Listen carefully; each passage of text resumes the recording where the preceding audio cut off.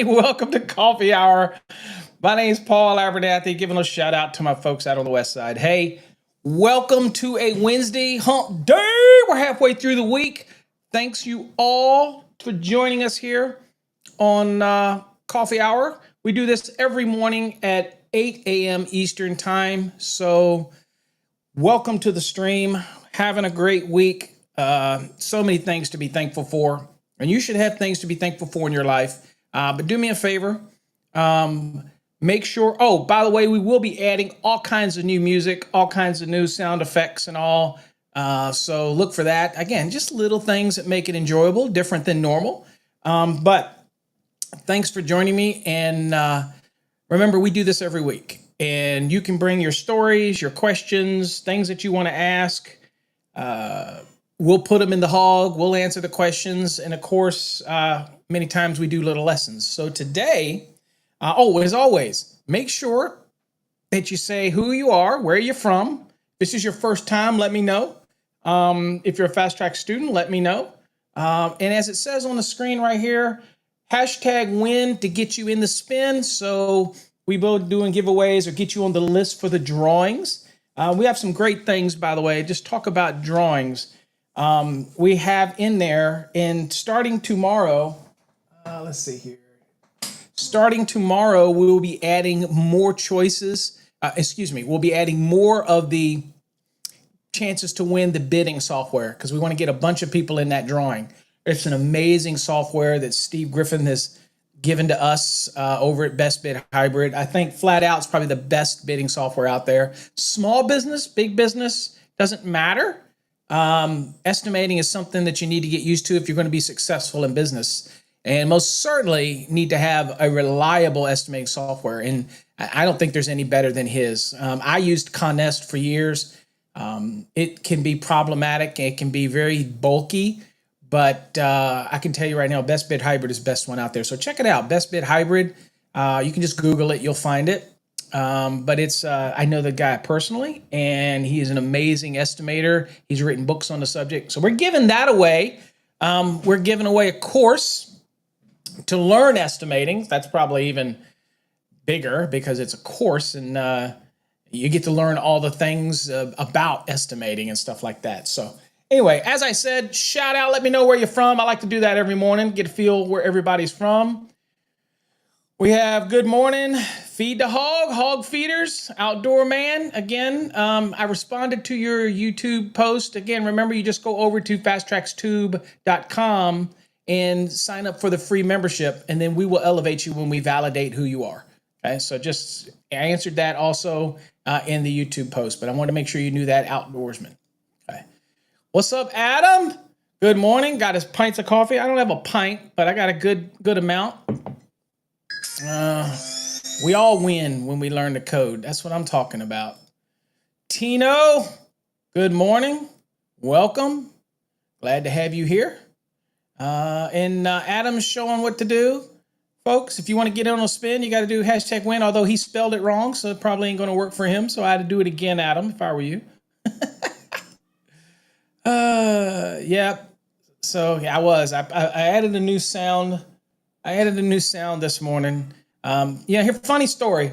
I get copyright on almost all the sounds I use. So I went with this company that supposedly they have a vast collection of music. And they have what's called a playlist, which allows it not to get blocked on YouTube anymore. Not that I care, because again, I don't care about the monetization part on YouTube. But it's interesting because they have a program where it's supposed to keep you from doing that. I had their free version, and I got tagged every video. I mean, every video. So I just contest it, and it goes into escrow. I care about that part of it. But it was just funny. So I said, you know what? Let me upgrade to the paid account. It's like $100 a year or something. It's worth it to get as much as I do online and for stuff, to get a music library and sound effects library that you ain't got to worry about. That's priceless, right? Let's see here. Terrence says it's snowing. Yes, it is snowing. Let me turn my phone off because I'm going to get bombarded with calls and interruptions. So let me turn that off. So I'm going to get all that. So yeah, we got snow. We got about 9, maybe 8, 9 inches here. I hate it. Hate snow. Dogs hate it. What's up, Paul? Good morning. Thanks for joining me. Adam. Yep, he liked my old school this morning.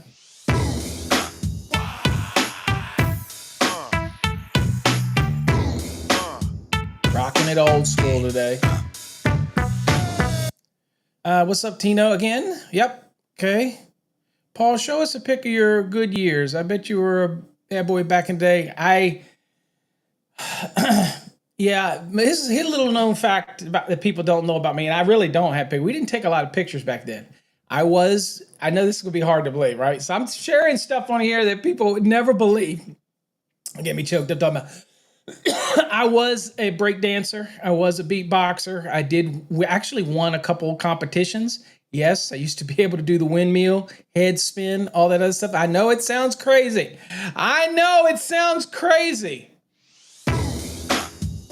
But it is true. And I was in this crew that we used to go around doing that. I was from that era. So yeah, I know it's hard to believe. Rapping, all this kind of stuff. I was from that era. Although I'm a country guy now, I love bluegrass music. But I mean, I'm just saying, yeah, I was from that area. Do I have any pictures? I really don't. Nobody took pictures back in the, in the early 80s like that. It just didn't happen. But it's true story. So I grew up in Charlottesville, Virginia. And I was during that time. Hump Day, good morning, all the way from California. Nepo, hope I say that right, Nepo. Good morning, Sparkies. Giving a shout out to all the Sparkies out there. Everybody hit that hashtag win, get in on the spin. Again, you never know what you could get. And again, it's also all part of the fun being here. Portland and a fast track student. Whoop, whoop, whoop. Hold on, I gotta do a little, oh, wait a minute. Hold on here. Wait a minute. Hey, what's that sound like? Sorry about that. All right, let's see here. Let's do a little Adam, fast track student in our fast tracks program. If you want to learn the National Electrical Code, flat out no better program in the world than ours. Thank you, Adam. And Outdoor Man is from Indiana. Is it snowing in Indiana? What's up, Eric? Thanks for joining. Eric, I think you sent a question in on paulabernathy.com. I hadn't got to it yet. I think you did, but we will definitely get to it. That's for sure. I try to get to them all of my kin. Look at the people shouting out. Oh, people over on Fast Tracks Tube. There you go, David. Good morning, Nebraska. Rob is also over on Fast Tracks Tube. Dude, Fast Tracks Tube must be, look, I got some, oh, by the way, I'm backstage on TikTok in case you want to see behind the scenes. All you really see is the side of this ugly face and my control board. But thanks for joining me. If you're over on TikTok, come on over, join the live stream.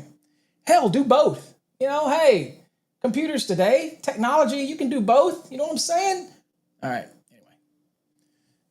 Thanks for joining me over on Fast Tracks Tube. A lot went into creating Fast Tracks Tube, so I appreciate people doing that. Frank, what's up? Good morning. Let's have a great day. Everybody's hitting the hashtag win. You only had to do it once, but you can do it as much as you want, as much as your heart content.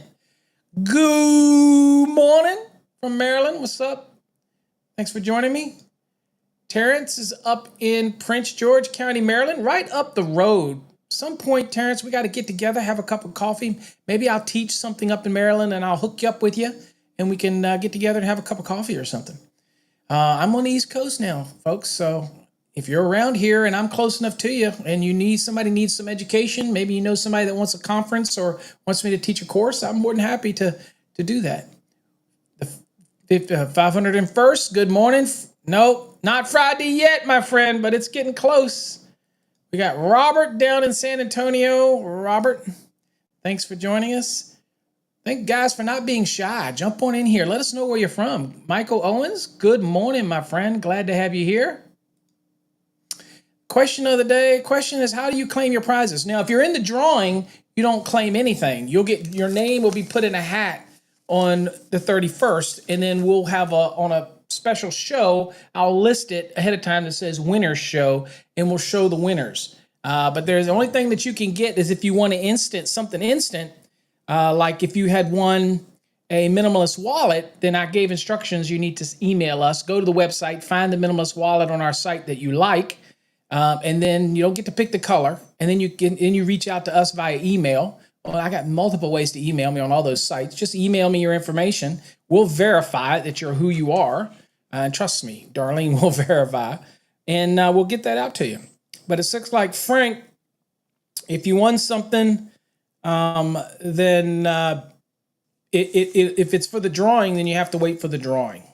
That type of thing. And I was just looking, Frank, just to see on here if I have you down for anything. Just to look. And Frank the Great, Fast Tracks Tube. So you won the Fast Tracks Tube. All you got to do is go to fasttrackstube.com, sign up for the free account, free membership. You see where it says membership plans. You sign up for it, and then email us to let us know you did and your username, and we'll go in and validate everything for you. We have to double check it, and we'll match it up to your IP here. That we record when people come to the show, because we don't do it. YouTube does it. You're on YouTube, so we can match it up that way. But you won that. So just get your Fast Tracks Tube. You just go to the website and sign up for the free account, and we'll elevate you. It may take a day or two or whatever, but we'll get you. We'll get you. What's up, Mike? Welcome. This Nepo got here says this informal gathering of Sparkies has been great. Awesome platform. You're most welcome. Glad we could do it. John Moser, welcome to the show. Good morning. Well, that explains the beatbox. Yeah. And I can offer different versions of the beatbox and clicking. Dougie Fresh. Everybody remember Dougie Fresh? For those that do remember, don't be hating if you don't. It was a time in my past, and I had a ball doing it. Used to carry around my piece of cardboard all over the place. Yep, sure enough, I did. Let's see here. Snow. Oh, Outdoorsman says he's got snow coming this afternoon. Not good. Okay, what do we got? TJI. Good morning, South Alabama. Fast Track student. Is it Tyler? Is that right? I'm not sure.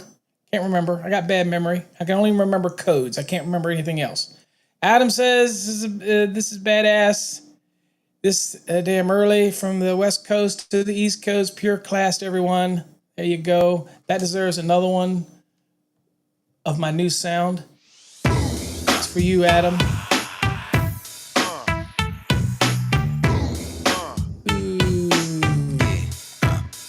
John, you just email us here at the office if you win something. Remember, if it's a drawing, no sense in sending anything because you're not going to answer it.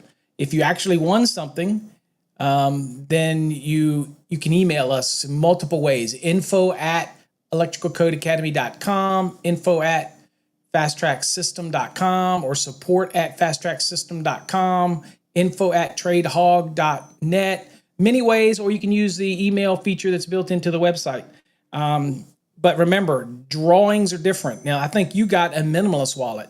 So you just have to go to the website, find the wallet you want on fasttracksystem.com. You don't get to pick the color, but you can find a design you like, and then you email us and let us know which design it is and in your full address, and we'll verify it, and we'll get you that.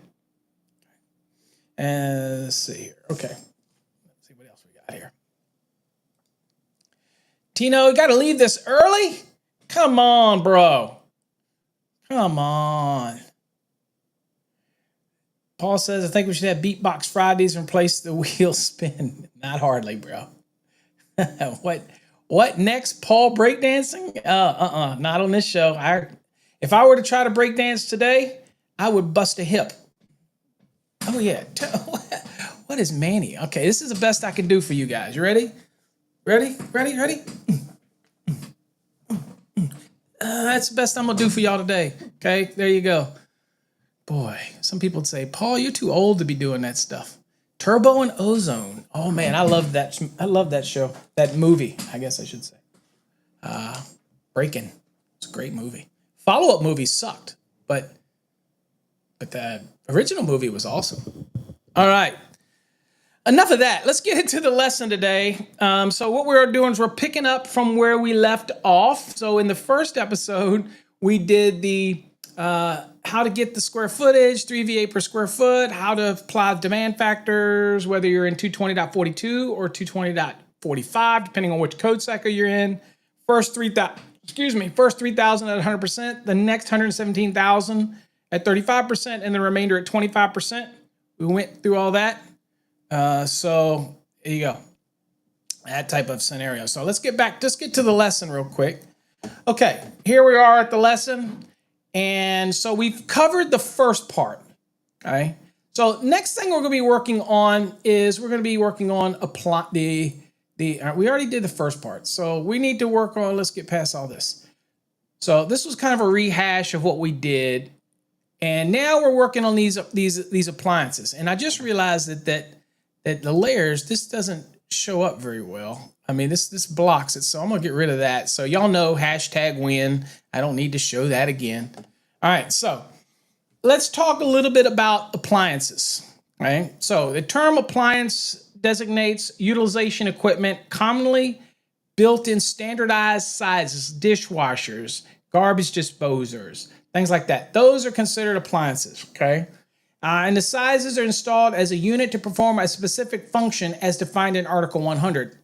What's important about this is, I should pull back to here. What's important about this is that if you have a dishwasher, for example, it has a separate motor, but we don't treat that as a motor when it comes to sizing because it's built into the unit. Whereas a garbage disposer, for example, has a horsepower rating on it. A dishwasher does not. It's a specific appliance that's made up of multiple components, right? So while a garbage disposer is an appliance, it is usually basically a motor, and so it will have motor values and horsepower values on it. So when we're looking for like the largest motor in a building, we're not going to go to the dishwasher because that's a pure appliance, but we may go to the garbage disposer because it is a motor. It just happens to have a blade on it that chews up stuff. It's the motor, say. So that's the one thing that people tend to get messed up is they go, well, I'm looking for the largest motor. I'll go look at the dishwasher. No, that's an appliance. That's utilization equipment. That's different than looking for a specific motor, okay? So that type of thing. Dan says, good morning. A little late, was wiring up a 250 horsepower motor. Dude, that's a serious motor. Take your time. Don't want to take an arm off or something. That type of thing. Don't rush to my show. Don't rush to the morning show and lose an arm or something. That's not going to happen. Hold on. We don't want that to happen because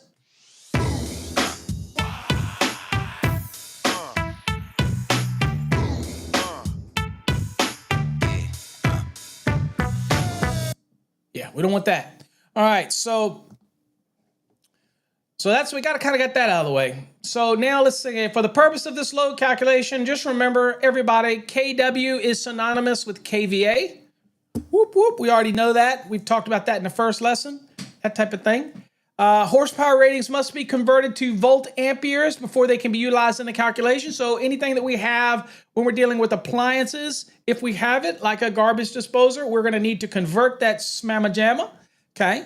The full load current ratings for single phase motors, we're dealing with a single family dwelling. So obviously we're going to be looking at 430.248 for single phase motors. And the tip below is to determine the VA when you're giving a horsepower value. So now let's talk a little bit about the code, and we're going to be looking at 220.53 of the NEC.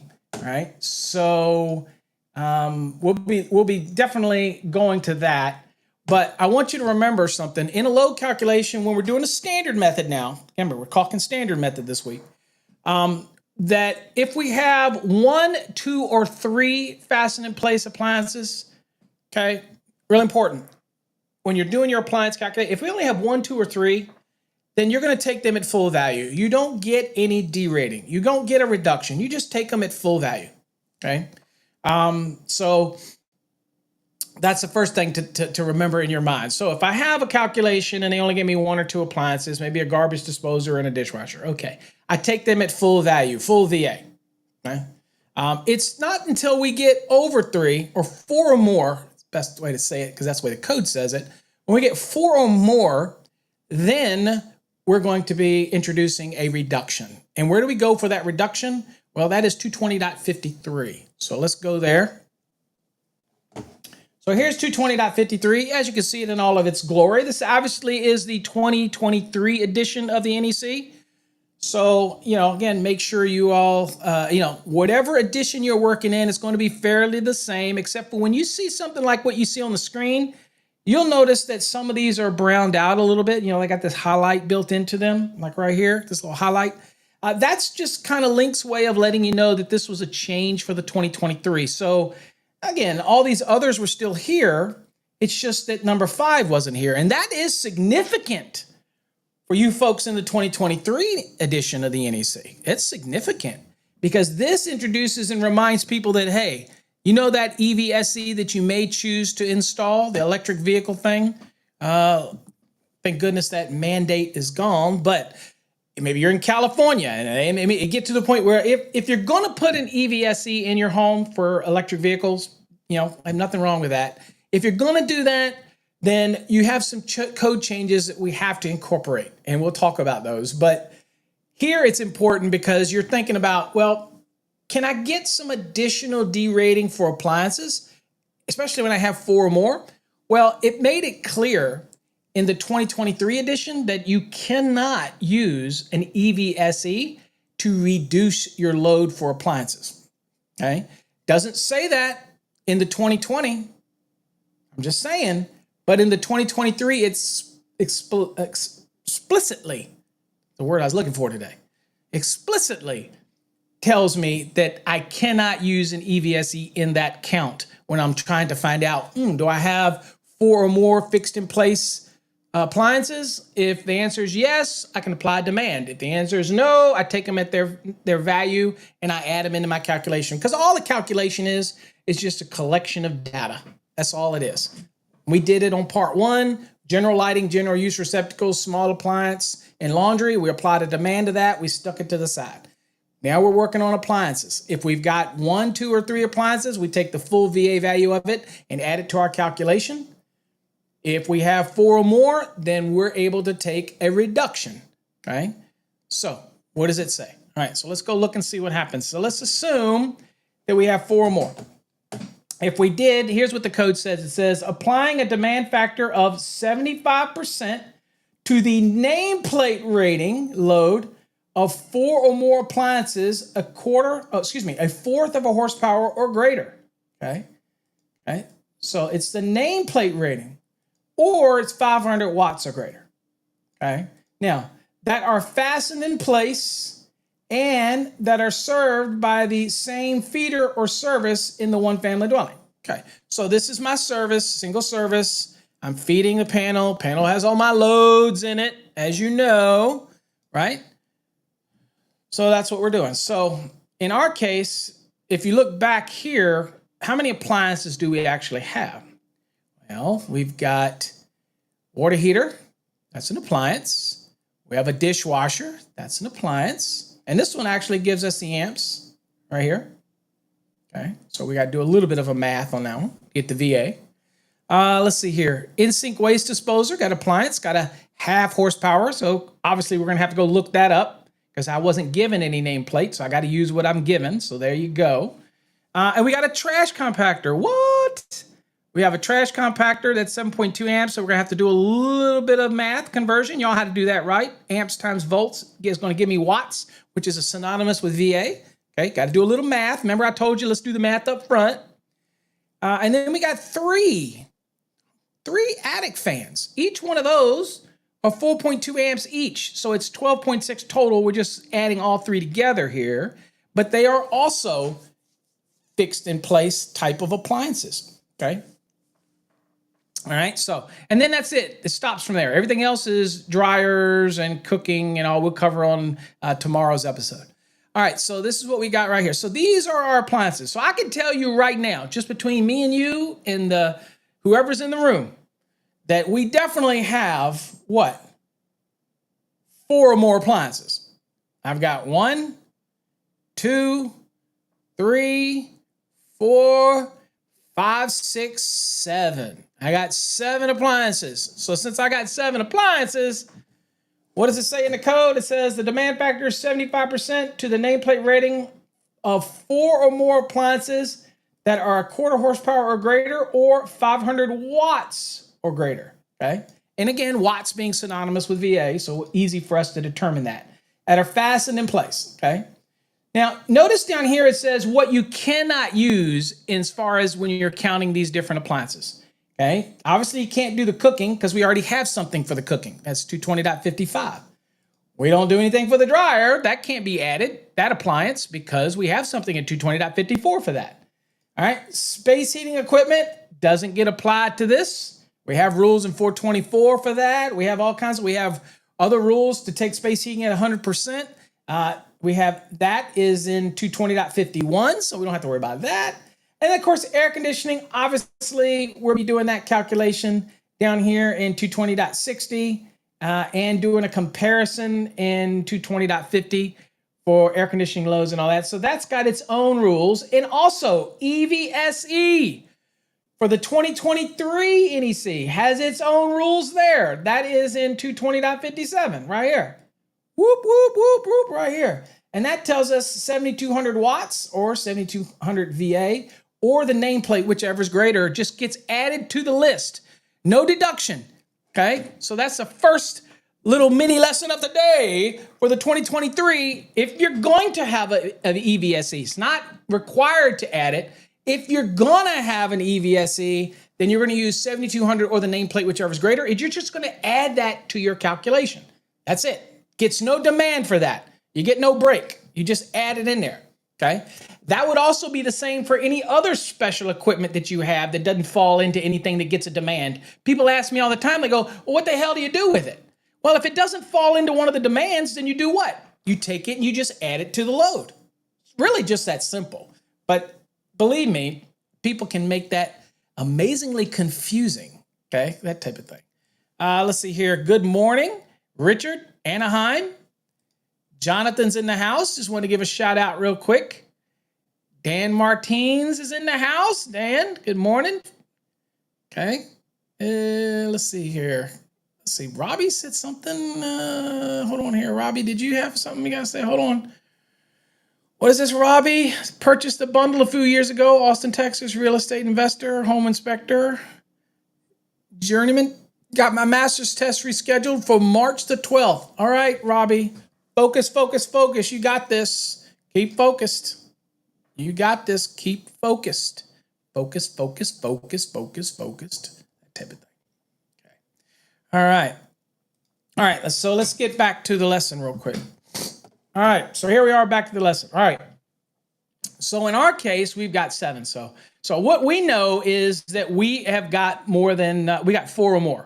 Okay, so if the service and feeder being calculated contains all 4 fasten place appliances are being supplied by that service, then I can utilize 220.53 for my standard calculation, right? All right, so real tip real quick, when I got to find the VA is multiply the voltage by the ampere of the product that produces the VA. So if you've got your scratch paper, I've got some scratch paper. We got to make sure we work these things out. So we want to definitely work these out. All right, so we'll do this. We'll go look at the code and see if we can't find some of these things. All right, so in our case, our water heater was what? All right, so here's the thing. We're simply taking the values that are given in, and I've got them all right here on the screen, and we have the conversions here so you can see. So first one we've got is 4,500, so we write 4,500. That is our washing machine, water heater. All right, a dishwasher is 10 amps at 120. So remember what we said, amps times volts. So you can see right here on the screen, 10 times 120 is 1,200. So we're going to put 1,200 down. Then we have that in-sink waste disposal. Now that's a half horsepower. So what we had to do, and we won't need to do it because I'm giving it to you right here. You can double check me if you want, is we're going to go back to, you got to find the FLC for this in-sink waste disposer. So it's a half horsepower. So we're going to go back to 430.248 and see what it is. And I'm going to do it for the first one just so you guys can see how we do this. So we go to 430.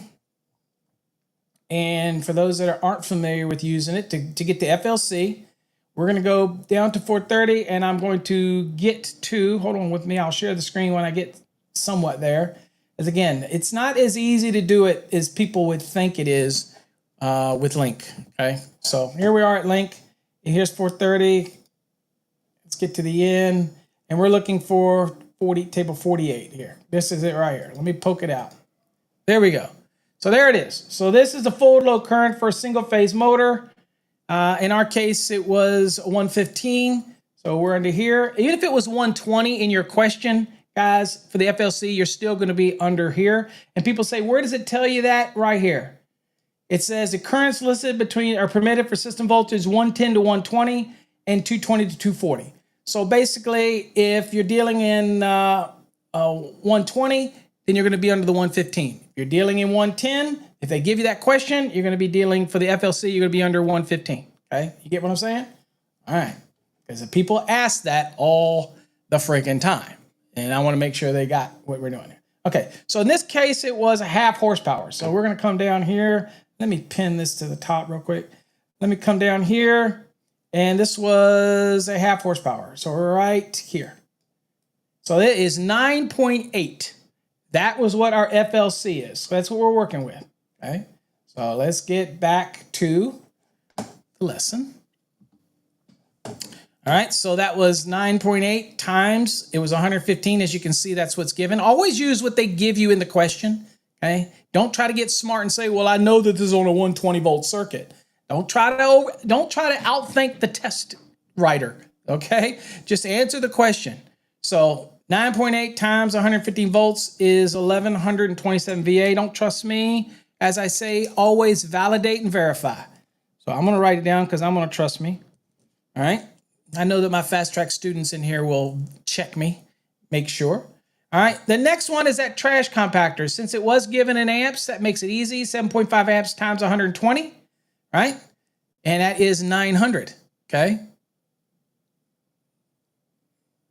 If the motor is three-phase, which you're not going to find in a single-family dwelling, and that's what we're doing today, Robbie. We're doing single-family dwellings. You're not going to find a three-phase, polyphase motor in there. But if you were finding a motor, then it would be 430.250. That's the one for three-phase, okay? But you're not going to find that in a single-family dwelling. I don't think I recall. I mean, it would be extremely rare. All right, so trash compactor, 7.5 amps times 120, that is 900. So I'm gonna write that down, 900. All right, and then 3 attic fans. So we just went on and took the bulk of them, added them all together. 12.6 amps times 120, and that should be 1,512. But I'm gonna double check that really quickly. 12.6 times 120, that is correct. So it is 1,512 VA. Now, since we have more than four or more, we took everything and we're gonna add it all up. So 4,500, 1,200, 1,127, 900, and 1,512. I'm gonna make sure this is right. You should do this too. Just double check it. 4,500 plus 1,200 plus 1,127 plus 900 plus 1,512. And that is 9,239. That's what we have. We have 9,239. Okay. So that is what I like to say my gross amount. Okay. That's not connected load. Now I'm going to do the calculated load. The calculate, how many do we have? Now I'm going to trick you. I always do this. How many appliances do we have? 5, right? No, we had 7. That's just a little test to see if you were paying attention. Okay, now, demand factor can be applied. So that's 9,239 times 75% or 0.75, depending on the calculator, that type of thing. And equals 6,929.25. I can drop the 0.25. So the total for the appliances is 6,929 VA. So that is what we would use for the appliances aspect of it. Okay. Now Rob says, what if you get a horsepower side that is not in the table, like 3/8 horsepower? I've never seen a 3/8 horsepower, to be honest with you, but we would use what's called assimilate, and I would probably go with sizing. I would probably, in the field, I would probably go with the next size up from the 3/8 if you ran into that scenario. Not going to do that. Not going to find that on an exam, by the way, but that's how I would address it. right? Because these are standard sizes. Let's see here. Trying to see if I have anything else. If nothing pops up on my thing here. Hold on. These are just tables. Yeah, I don't have any tables. That type of thing. All right. Let's see here. What do we got here? Adam, thanks for the replays. You're most welcome, Adam. Hopefully they're helpful to you. That type of thing. All right. So appliances, what we talked about today. Covering appliances. It's easy peasy to cover the appliances. First tips that I'll always make sure I remind you again, and we'll go spin the wheel, and then test the hog today. First thing to always remind you is that anything time you got amps and volts and we need to get VA, we need to go on and can get that down to VA. So again, amps times volts is going to give us our VA. We need to get it into that to work the calc. Anytime I see a horsepower rating, I need to take it and go to the tables in the back at single phase 430.250. If it's weird three phase, then, and incidentally, in a single family dwelling, I'm not sure I ever seen a 3/8 horsepower in a residential application that what we're doing today. That type of scenario. Let's see here. Yeah, I don't think I see that. But to answer that question for the motor, if you happen to run into a horsepower that's in between these, I would always, because this is for sizing, right? So this is for sizing. So I would, field wise, you're not going to get that on an exam because they want you to be able to pull values. But in the field, I would always jump up to the next size and size my conductors and size everything based on that FLC. That way I know that I'm protected, because you're obviously maybe using some rare motor or a non-standardized type of horsepower motor. Make sense? Okay, let's see here. All right, so let's go over to Nika's question of the day and see if we can't see what Nika's doing. All right, so here's Nika's question of the day, asking about, says, in 230.2B2 states that the building can be supplied by more than one service in a building if sufficient enough to make two or more services necessary. What is considered sufficiently large enough mean? That is not in the NEC. Okay, they don't have a definition for that. However, I think it would be neat to see what the hog has to say. It's feed the hog time.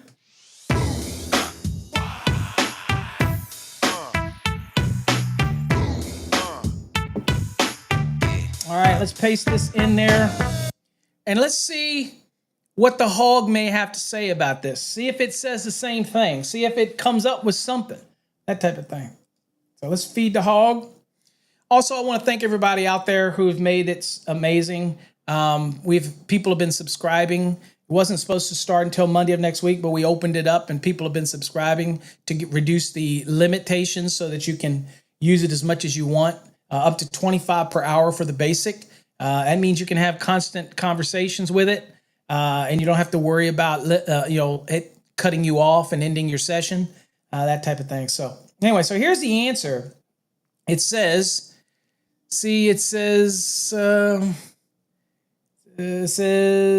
does not explicitly define what sufficient large enough means in terms of building requiring more than one service. Instead, it provides guidelines and leaves the determination to the authority having jurisdiction.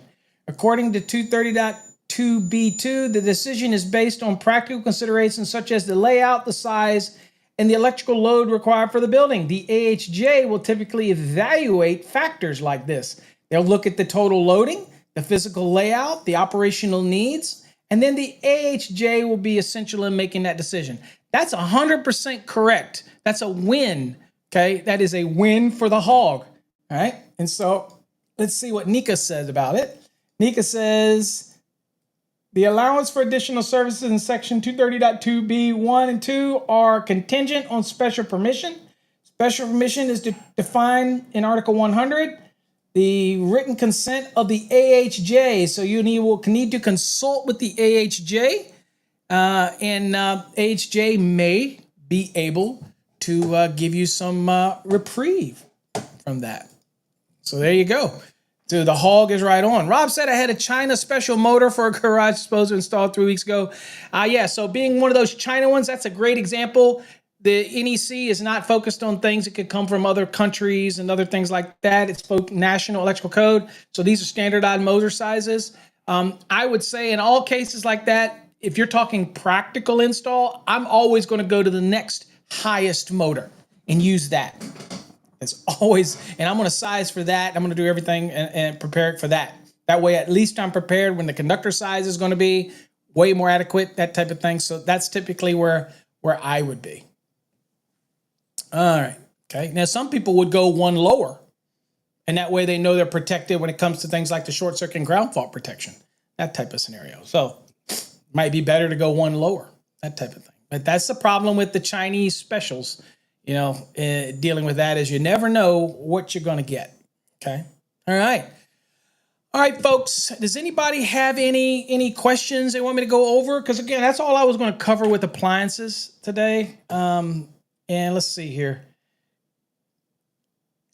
I guess I can also go on and cover clothes dryers and get it out of the way today. Y'all want to do that? Let's go on and get clothes dryers out of the way. I was just going to do appliances today, but let's go on and knock out clothes dryer. It's easy to do. So standard method for clothes dryer. So let's go on and do that. Oh, I got to spin the wheel. I'm sorry. Got to spin the wheel. All right, let's go. So remember, #win gets you in, okay? So #win, so make sure you've done that. And let me make sure I got my list of people. Yep, got my list to add. All right, let's spin it and see who.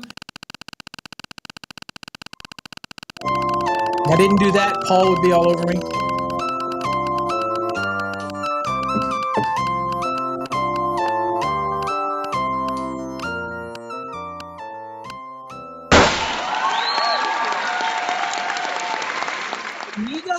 Eric Zaniga? Zaniger? Zaneg?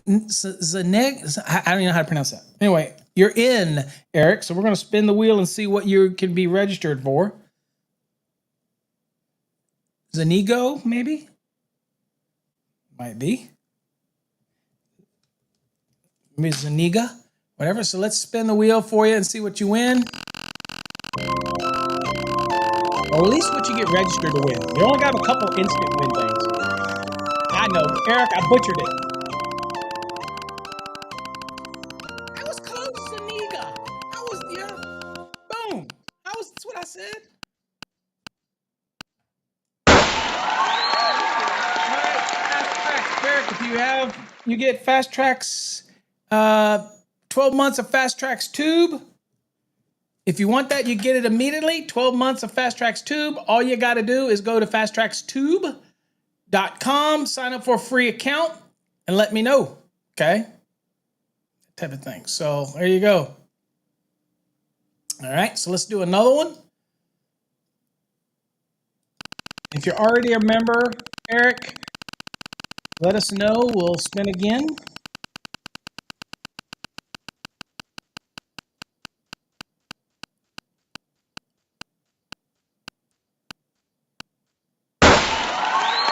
Samantha's in the house. Samantha.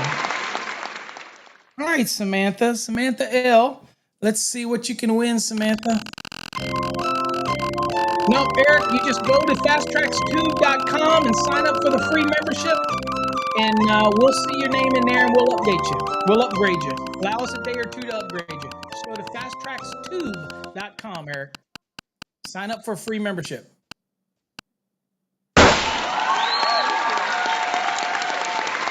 Samantha, you also get a Fast Tracks tube.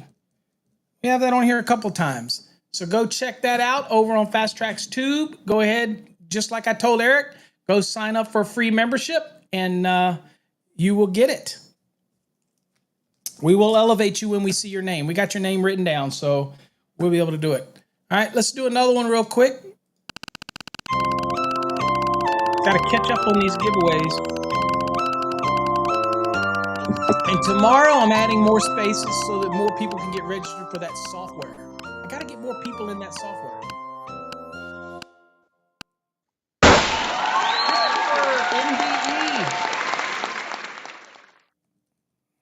Christopher MDE. Okay, Chris, let's see what you, again, let's spin the wheel for you.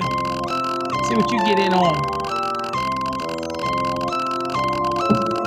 We'll also be giving away memberships to the trade hog here shortly. So that's huge because that's just growing by gangbusters. The hog is going crazy. Good Lord. That thing must be stuck. Christopher, you get a annual membership to Fast Tracks Tube. Just go to fasttrackstube.com, sign up for a free membership, and we will see you and we will elevate you. Hey guys that do win the tube, if we don't elevate you in a couple days, reach out to us and let me know, and we will, in case we miss it or something, that type of thing. All right. Okay. All right. So let's get to the lesson real quick, and let's go on and knock out clothes dryers while we're here. Okay. So we did the square footage. We counted for the small appliance brand circuits. We counted for the laundry. We applied a demand factor that 220.45, first 3,000 at 100%, next 117,000 at 35%, and remainder at 25. We did that. Next, we moved on to the appliances today. We just did that. We had 7 of them, so we were able to apply our 75% demand factor to that, and we added that to our list. Next is the dryer. Now, the clothes dryer. Now, in the standard method, what's really important is to determine what do you use in your calculation. Now, they might give you 4,500 watts in their calculation. But if you go to the code, you're going to see that that's not going to work if you're doing the standard method. That works, nameplate works for the optional method, which we will cover on another show. But when it comes to the standard method, that's not going to work. Why is that not going to work? Well, because we have to go look at clothes dryers. And here under clothes dryers is 220.54. And it says the load, and notice this is, by the way, just so y'all know while we're doing this is all under part 3. So this is a standard method. Okay, we're doing the standard method today. Okay, so here it says, for loading for household electric clothes dryers in a dwelling unit or units, so this also applies if you have individual dwelling units of a multifamily building and you're doing the individual dwelling unit, then this still applies. Okay, it says when you're doing the individual unit calculation, let's say to the feeder, okay? It says shall be either 5,000 watts, or you see it's synonymous with VA, either one, or the nameplate rating, whichever is larger for each dryer served. Okay, so in our situation, okay, and also the table won't matter because 1 through 4 is basically, just so y'all know, is 100%. Okay, so in single family dwelling, it's not going to make a difference. What is going to make a difference is if in my example, if the dryer had been 4,500 watts, then we immediately jump to 5,000. If it's 5,500 like in our dwelling that we're calculating out, then we're going to use the nameplate because it is larger than 5. See how that works? So in the standard method, we're going to use 5,000 is the minimum. If it falls below 5,000, we're going to use 5,000. If it goes over 5,000, we're going to use whatever it gives us in the question. Whatever it gives us in the real world, it's whatever the nameplate says. Okay. So in this case, ours was 5,500 or 5.5 kW, which is synonymous with 5.5 kVA, which is synonymous with 5,500 watts. Okay. Which is synonymous with 5,500 VA. Y'all get the picture, right? Okay. So in that scenario, that's what we're doing. So for our calculation that we're adding up the things now from part 1 yesterday, Tuesday, and today, Wednesday, we've added up everything. And then when it comes to the dryer, then we're going to just throw 5,500 VA. That's our dryer contribution. Now, I'll give you a little something while we're here about neutral, because everybody asks about neutral loads, okay? While you're doing your load calculation, I'm just give you a little hint. It saves your life. It saves your time. While you're doing the calculation, you might as well be calculating the neutral loads at the same time, right? So for example, when we did it, the first part where we did the 3 VA per square foot, the laundry, the small appliance, and all that kind of stuff, those are all neutral loads. So the same value that I got there, and you get to apply the same demand factors, by the way. The value that I got there, which is for the hot conductor, put that same value to the side. That's exactly the same for the neutral. No difference, okay? I'm just kind of giving you some tips here. Now, we just did the appliances. It's the same thing for the appliances, except for you take out any of them that are 240 volt loads, because like a water heater, that doesn't have a neutral. So that can't be in your neutral conductor calculation. You get what I'm saying? So at the same time that I'm calculating these, I could also be calculating the neutrals, right? So right here, same scenario. All I do is take out the water heater. So if I was sizing the neutral here, everything else has a neutral contribution. So I just take 4,500 off of that. So this 9,239, right? 9,239 right here. I just minus 4,500 from it. And that is 4,739. But do we still have 4 or more appliances? Yes. We got 3, 4, 5, 6. Okay. We just took off the water heater. So we still get to apply the 75%, even to the neutral calculation. That is something that people it seems that they can't seem to grasp that if it's good for the hot, it's also good for the neutral in these calculations, right? So in this case, it would be the 47,039 times 75%, okay, times 0.75. And that is going to be 3,554.25, drop the 0.25. So that would be 3,554. So that would be my neutral, okay, type of scenario. Now, I'm a big believer in keeping all of the neutral loads. So just personal, it's not going to affect anything. I don't like to drop the 0.2, 0.3, 0.4. I usually, when it comes to neutral, I keep the whole amount. That's just me, okay? But again, code allows me to drop it in 220.5. So if you want to drop it, you can drop it however you want. But I like the neutrals. I like to keep the full neutral value. And I explain that because when I'm doing branch circuit sizing, I like to keep the neutral because I could get questions on an exam that wants to know what the actual neutral contribution is. And that would be the full amount, not rounding it. That would be the full amount. So you can get tricked up by those questions. So I like to train myself when it comes to the neutral, just take the full amount. I don't round it, okay? That type of thing, okay? All right, so again, wrong time, Robbie. We're doing single family dwellings today. So you're going to have to do as I told before, go to paulabernathy.com and send it. I've got to stick to topics today. Okay. All right. So let's see here. So that's how you do the neutral. Now, when it came to the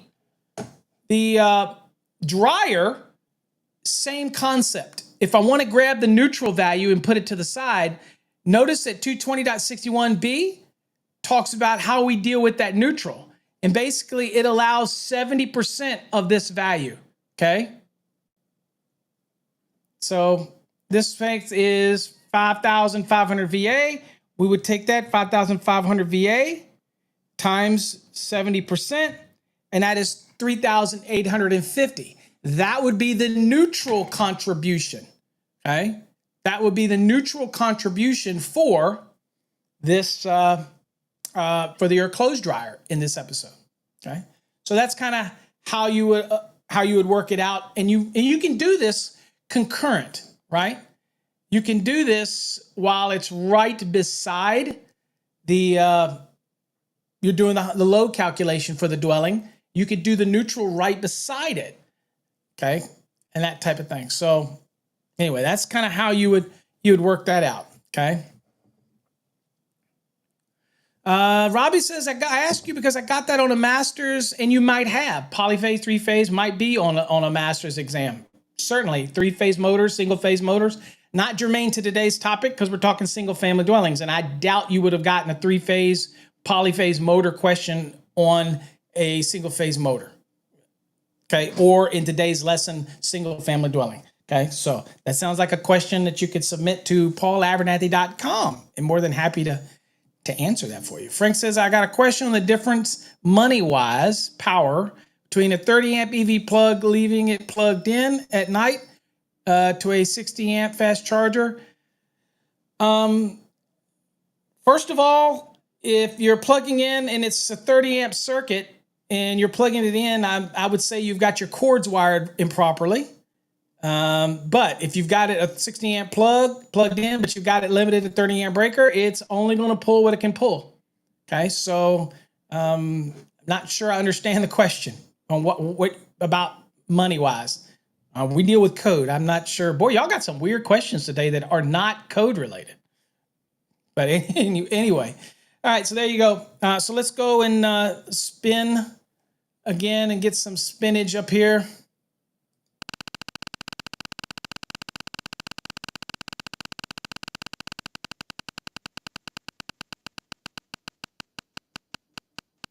And I would also say for the EV charger, you had a very poor installer, because if you're taking the EV, which usually they can be, usually they can be set up to whatever they're charging, and you're not going to get it charged. If it's 30 amps and you've got the EV set at 60, then the chances are it's gonna blow the fuse or the circuit breaker if it's max 30 and you've got the EV set up to pull 60.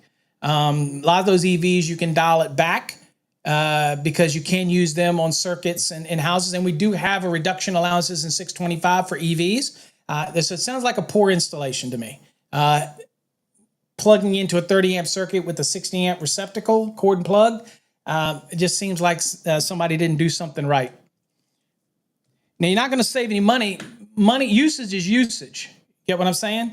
So you're going to pay for the meter spinning. You're going to pay for what you use. And you're not going to get 10 pounds of crap out of a 5-pound bag, that type of thing. Okay? So we do have the ability to, some EV chargers have the ability to change the volt, the amount of current that it can be drawn. Some can lock it out. Some things like that in order to create headroom onto the service. There are many things that you can do in order to gear that back. But based on the question, money-wise, 30 amp, if a 30 amp circuit's feeding a EV charger that's set to 60, you can't get 10 pounds of crap out of a 5-pound bag. You can't get current pulling over 30 amps if your overcurrent device is limited to 30. So money becomes pointless because it's probably going to keep tripping it. Get what I'm saying?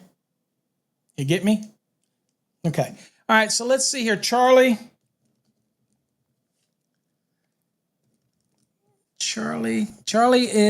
any update, Charlie, on the wife and everything? Any update on that? Spin the wheel. Charlie.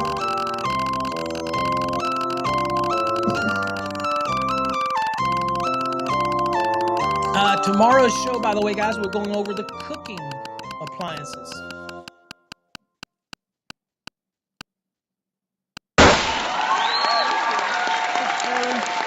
I think you already have a Fast Tracks Tube subscription. So Charlie says, all is great, 8.8 pound baby. Everyone is healthy. Mama's healthy. Awesome. That is, where's that at? Where's my freaking...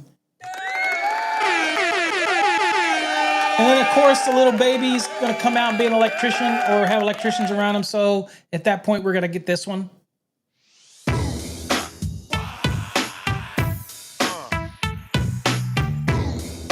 All right. All right, Charlie, let's spin this again.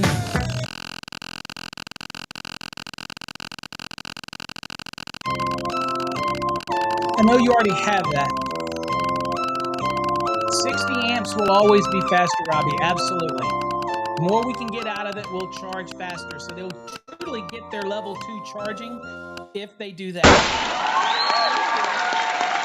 Hey, Minimalist Wallet, baby. All you got to do is go to fasttracksystem.com, go to our store, find the Minimalist Wallet you like, and we pick the color, but you find the one you like, send me an email. You can send it to all my emails. It comes to me, info@tradehog.net. You can send it to info@electricalcodeacademy.com. You can send it to support@fasttracksystem.com. A bunch of ways to reach me.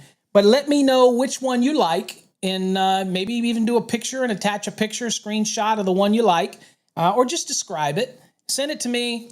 We'll get that out to you. Allow a week or two or so for us to get caught up. Yesterday was engraving day, and I had to catch up on a lot of engraving that I had to take place, that type of thing. Okay. All right. So Charlie, you won that one. Let's do this one more time before we head out today. Alexa's even talking, and I didn't even talk to her. What's up, James? Thanks for joining us. We love it when you can get here.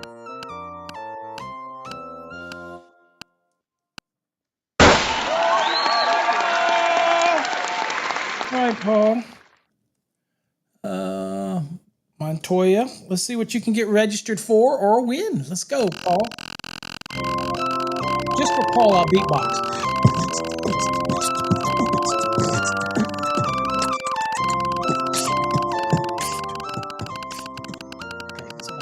That's enough of that. That was just for Paul.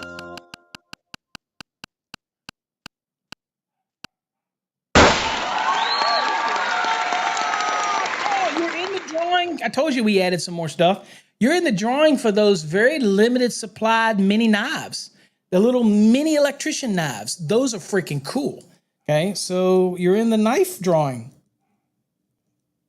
Those are freaking cool, folks. They are wicked. I have one on my keychain. I don't have my keys with me. I'd show you. They got electrician printed on the side of it. They are awesome. All right. Okay. Let's see here. We got a question from 440. Ask us. Actually, let me go back here to the chat and I can answer this question. 440 Trick says, can I strip the sheathing off of SE and wire less than 12 inches through a conduit to an EV charger? So the question of whether or not you can or not is if the conductors are marked or not. So for example, non-metallic sheath cable, you can't because we don't mark the conductors with anything on it. And the requirements that it has to be marked every so many inches, right? With SE cable, typically most of us manufacturers use the same conductors inside that we would use if you had bought it on a reel, right? So if it has marked on the side of it, THHN, THWN-2 or XHHW-2 or whatnot, then whether you stripped it out of that product or not, nobody would ever know because it would be the same conductor that would come on a reel. Now, if the conductors inside of that cable assembly have no markings on them, and then it's a prerogative of the manufacturer, by the way, whether they want to do it. Now, we do it at Prismium and Encore Wire simply because we want to make SE, but we don't want to make a special wire for that. So we use the same inners that we would put on a reel. So that's why you can strip it out and use it because it has all the markings on it and nobody would ever know whether it came off of a reel or was in a cable assembly. Again, not the same thing for MC cables. Not everybody marks the conductors in their MC cable. Also not the same for non-metallic sheath cable because nobody marks their conductors on the inside of non-metallic sheath cable. That's different. Stripping those out would be against their listing and not, you know, they wouldn't meet the code, the marking requirements of the code, right? But if it happens to be SE and it happens to have all the markings on it and everything on it like normal wire would be, okay, then you're okay. Have at it. Nobody would know any different. David says, which course do you recommend? I want to master the NC. I have never done big calculations. So in our Fast Tracks programs, for those that are interested, we do not differentiate between master and journeyman license. Now, the big reason for that is because we believe that the journeyman should know as much as the master. The difference in the master is we like to keep it to the fact that the master can pull permits, usually has bigger responsibilities on the job, but I want smart journeymen. I believe that a journeyman should study the same way a master studies. And I also don't believe in trying to sell you multiple courses. I sell you one course that teaches you the journeyman stuff and the masters. It teaches you calculations. You'll learn single family, multifamily. You'll learn a restaurant. You'll learn a commercial building. You'll learn how to do all of the steps. And we'll force you to do the steps. And of course, if you have questions, we have a product called Fast Tracks Interactive, which you can ask questions while you're actually in the course if there's something you don't understand. Or you can go to paulabernathy.com and send us a question and let us know you're a Fast Track student and what you have a question about. You can even cut and paste the question if you have it. But our best courses out there are our enhanced because that not only gives you the course material, but it also gives you access to our video platform. And for those that have never, ever seen, we got to ask the hog one more question. Anybody got a question you want to ask the hog? Let me know. We'll ask the hog. That is the greatest thing too, is the hog, okay? So here we go. So let's see here. But I want to show you real quick Fast Tracks Tube for those that aren't familiar with it. And let me change the background. Let me show you this. So let's see, just for those that aren't familiar with it, this is Fast Tracks Tube. All right. This is exclusive videos and they play in their own little player. Adding all the podcasts are slowly being added right here, so you can listen to our podcast directly from it right here. Okay. Annual subscribers get access to certain videos that other people do not. That type of thing. And we have great series over here. For example, if you click on the series, you'll see that we're adding Coffee Hour. You got some of the Fast Track Wednesdays where we actually did the old Wednesday night sessions. You've got the Master NEC Show series. You've got the Single Family series. Okay. You've got Swimming Pool series with me and Vince Delacroix. You got the 4-part Grounding and Bonding series. This is about 16 hours or something like that. Here's the optional method. Okay. And you have all that. And we're constantly adding more. Plus, you can go up here and search. And if I were to do exam prep, for example, and I click on it, it brings back relevant stuff for exam prep. Okay. So, and we're always expanding. This is Fast Track's tube. So this is what you're getting your subscription for if you're winning it. And those that I tell you to set up a free account, you go right here where it says member plans. You click on it. And if you already have an account, you can log in. If not, you come down here and you choose this one, free membership plan. Fill out your information, pick your username, yada, yada, yada. And when you do that, then it'll let us know, and then we'll get over there and we'll upgrade that. Okay. That type of thing. All right. All right, so let's go back to the tube real quick. Let's go back to the hog. Okay, anybody got a question you want to ask the hog?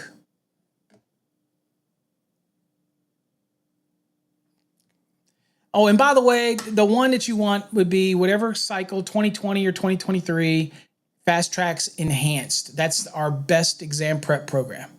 Anybody got a question you want to ask the hog? I'll ask it. We'll end on that. Anybody? Okay, well, let's tell you what. Let's test Nika. Let's see if we can't break the hog. Let's go over and let's see what Nika's got to say for today question. It says, their question today, which will come out tomorrow, by the way, says, can you install an ATS for use with a temporary generator that would be brought to a site for stormy seasons? Let's see here. I'm going to take the whole thing and just see what it says. I'm just going to take all of this. I'm always trying to see what the hog can answer because this is a very generic question. But let's take all that and come back to the hog and let's just paste it all in there. And let's just see what the hog has to say. Hog is smart. We'll see.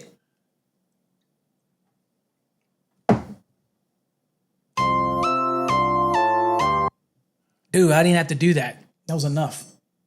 All right, what does the hog say? It says, yes, you can install an automatic transfer switch for use with a temporary generator. The NEC provides guidelines for the installation and use of transfer equipment, including ATS, to ensure safety and compliance. I will say this, that a lot of people get, really lost in things like generators. Give me a calculation and I will put it into the hog. Paul says, how much wood can a woodchuck? You know what? Hold on. Y'all, okay, y'all are being smart today. Okay, so this shows you how you do the equipment, which code section, what code requirements for the wiring, temporary generator connections 702.6 provide guidelines for optional, which would include temporary. All right, so all of the instructions are here, okay? All right, so just for smart Alex, real quick, hold on, because I got some smart Alex here today. All right, let's do this here. I want to show you. So, hold on. Okay, this is from Paul. Okay, all right, it's Paul. How much wood could a woodchuck chuck if a woodchuck chuck whatever? Let's see what it says. Okay, the phrase "how much wood can a chuck" is a traditional tongue twister and doesn't have a defined answer. However, in a playful response, a wildlife biologist once estimated that if a woodchuck could chuck wood, it might chuck an amount equivalent to the to the dirt it moves when digging a burrow, which is approximately 700 pounds. This, of course, a humorous and hypothetical answer, as woodchucks, also known as groundhogs, do not actually chuck wood. Oh my God. Okay. Ooh, that's so funny. Hold on here. We got another one here. Let's just do another one on the hog. Okay. Let's see here. What do we got here? Let's see what it says here. Now, again, it's only as good as your questions. So if your questions are very loose and rambling, then it's pretty difficult for it to understand, or it might not have enough information. So, for example, in this one, he's asking about a transformer, but you don't give me anything about conductor sizes. You don't give me anything. It's just a open sentence, and it doesn't have a lot of detail, right? But we'll see what it says. But you're not giving me things like conductor sizes, and you're just asking a random question. So, but we'll see what the hog has to say.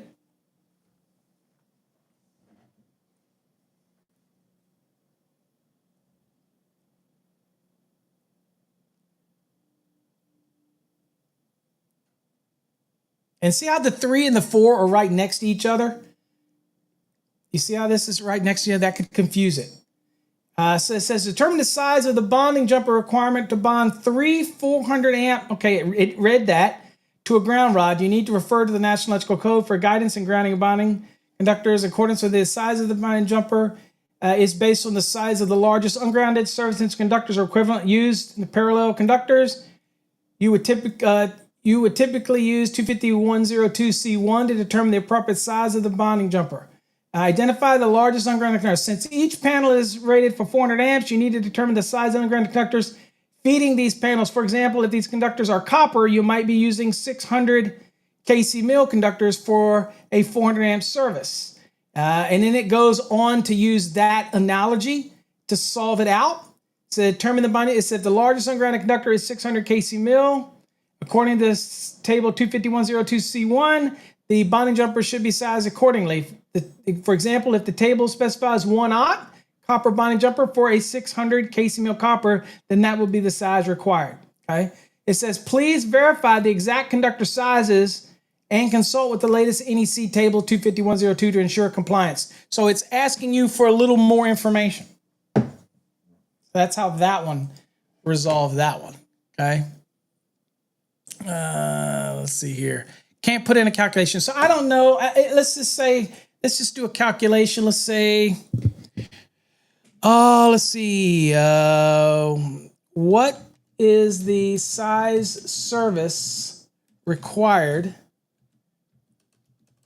if my calculated load is, let's say 25 kW. I'm gonna say kVA on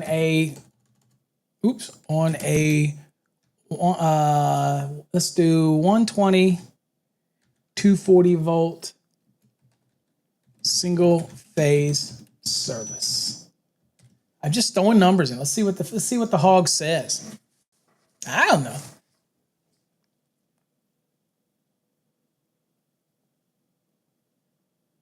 Oops, I gotta click it. Sorry about that. I could do the feeding the hog, baby. Whoa. All right. To determine the profit service appetite for a 25 kV, you need to calculate the current and then select the appropriate conductor size. Okay, so it's doing the math right here. All right. It says, according to the NEC, you would typically use table 31016 to determine the size. The conductor's size based on a calculator for current of 104.7 amps. You would select a conductor that can handle at least that current. For copper conductors, it'd be a 3. And for 2 would be 115. Okay, application. Let's see here. And here gives you the overcurrent protection, yada, yada, yada. And basically it's verifying code. Now watch, I can ask it and say, does 310.12, 310.12 apply? since it is under 400 amps and single phase 3-wire system. I didn't actually say that in the original question. So let's train the hog even more.